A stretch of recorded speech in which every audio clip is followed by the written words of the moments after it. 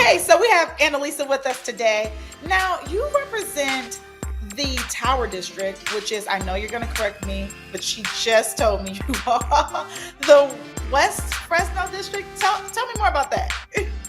That's right. So I represent the Tower District, the historical Fresno High District, Central Fresno, and West Fresno. It's a big area and just really happy to be here to serve my community.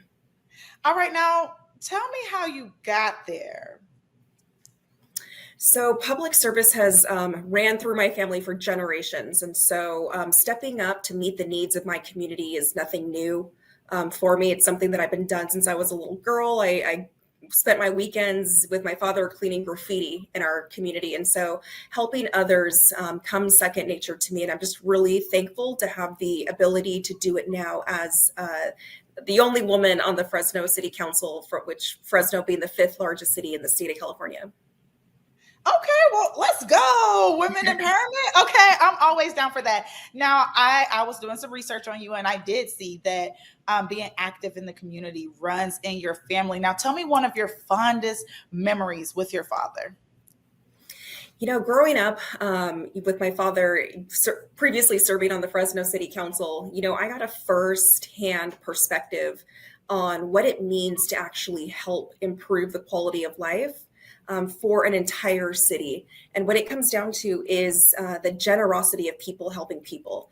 And so I spent my time growing up either serving the homeless or purchasing toys for children that otherwise would go without toys, to cleaning graffiti in my community. So establishing that sense of ownership for my city at a young age really instilled the values that I bring with me today in my role as a council member.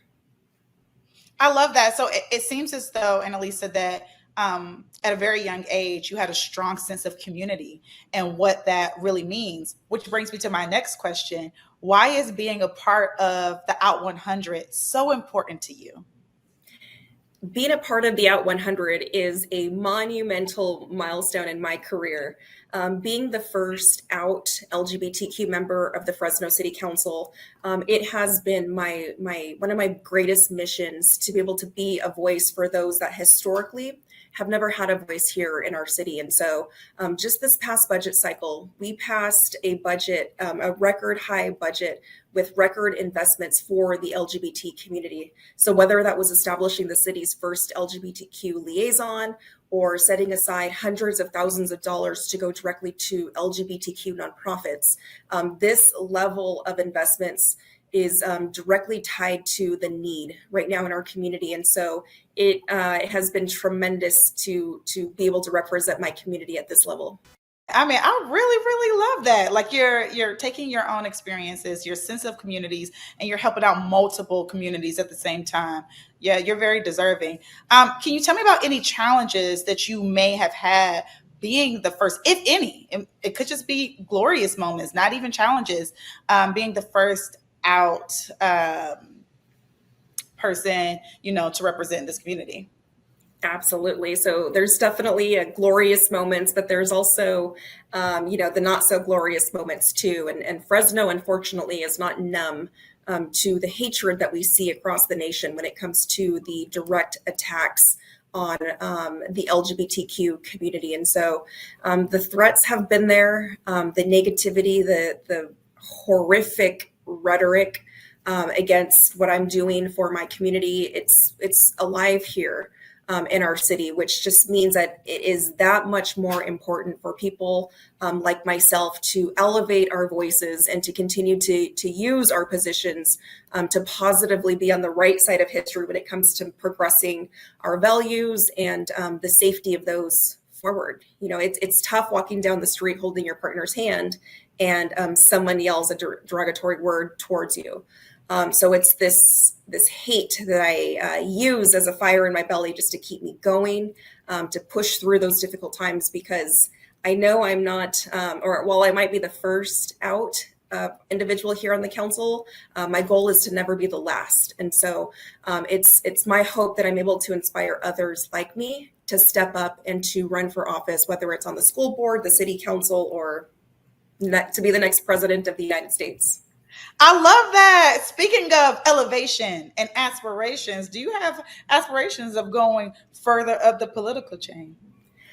I love my job. We're doing a lot of good work here at the Fresno City Council level, and so I'm really enjoying where I am today. If my voters want to put me in another position, or maybe they decide, hey, you served your time here on the council, I will respect their decision at the end of the day. But as of now, I am having the time of my life in this position on the council.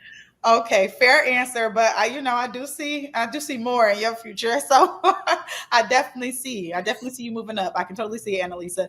So, who is one of your diverse inspirations, be it LGBTQIA plus community or just ethnicity wise, the wide range? So, one of my greatest idols in the community has been a slam poet named Andrea Gibson.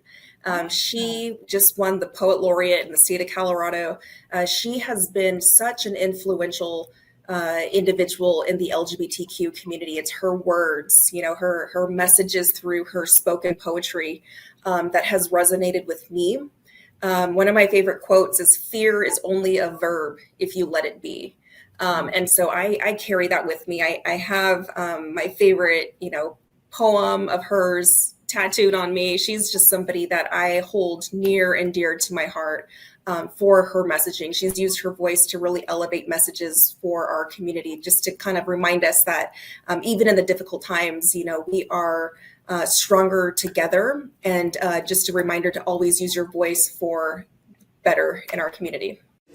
Now, for exclusive behind the scenes video and to learn more about the 100 most impactful and influential LGBTQIA people being honored this year, go to out.com, sign up for the email alerts, and be the first to know.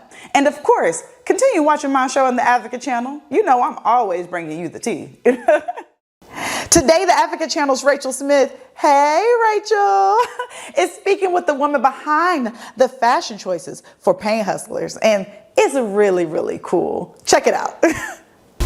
There's nothing so inspiring as sheer desperation. We're not gonna make 100K this year. It's gonna be more like 600. I have to tell you, it is such an honor to speak with you today. I mean, you have had one of the most incredible careers in all of Hollywood. I mean, multiple Oscars. You've been a part of some of the best movies of all time. I mean, Chicago, Memoirs of a Geisha, all the Tim Burton masterpieces. So what is it like, I'm curious, when you're tasked to do costuming and wardrobe for real life characters? Is that a different challenge than kind of whimsical, figurative, fictional characters? Yes, it is. It's, you always, even with the fictional people, you try to start with a real person inside all the, the sort of fantasy level of the story. So you're always starting there, but in this place you don't, in these kind of shows, you sort of go deeper into it, strip it down, and try to, to find out who these people are and what life has done to them in a contemporary way. Absolutely. I mean, I know Emily Blunt's, her character is questionable in this movie, but her fashion, I love the outfits. I mean, it was like one cute dress after another good look. Did you guys really collaborate together on what that character should look like? Yes, we had like a series of fittings. We started with, the sort of early, rougher years of her story, and then we went into the, the sort of middle world, and then the sort of high-end sort of fashion stuff. Work like your back's against the wall. Own your territory. Own your territory. Own a territory. You don't grow. Job. I'm curious, of all the incredible characters you've helped create over the years, if you all of a sudden had to switch your closet and wardrobe with one and only wear those clothes for the rest of your life, which character would you switch with and why? Oh my God, probably, I don't know. That's a really scary question. Maybe Wednesday Addams with that jacket and skirt and baggy pants. It's probably who I really am. Go for chic comfort, right? Yeah, exactly.